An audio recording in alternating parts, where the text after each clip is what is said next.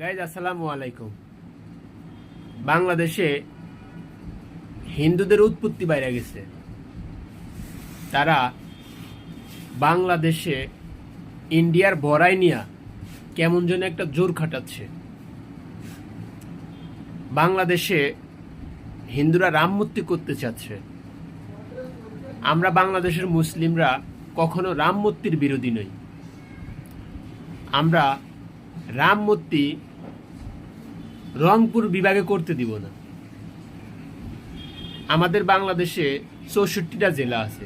64টা জেলার রংপুর এবং চট্টগ্রাম বিভাগ বাদে আপনারা যে জায়গায় করবেন, আমাদের ভোলা জেলা আছে, বরিশাল বিভাগ আছে, ঢাকা জেলা আছে, ঢাকা বিভাগ আছে, যেই কোনো স্থানে আপনারা করতে পারেন। কিন্তু রংপুর এবং চট্টগ্রাম বিভাগে আপনাদের রাম মূর্তি করতে দেওয়া হবে না। কারণ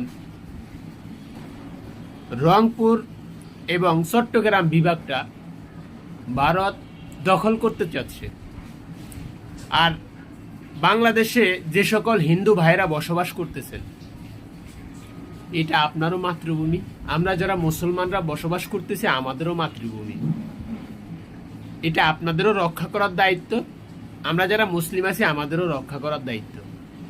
অতএব আপনারা যদি বাংলাদেশের ম্যাপটাকে ফলো করেন আর রাম মূর্তিটা কোথায় স্থাপন করতে যাচ্ছে, রংপুর বিভাগের গাইবান্ধা ফলাশবাড়িতে এই রাম মূর্তিটা স্থাপন করতে চাচ্ছেন, আপনারা ম্যাপে ঢুকে দেখবেন যে আপনার রাম মূর্তিটা কোথায় স্থাপন করতে চাচ্ছে আর ভারত কোন জায়গা দিয়ে আমাদের সীমানা আলাদা করতে চাচ্ছে, তাহলে বুঝতে পারবেন।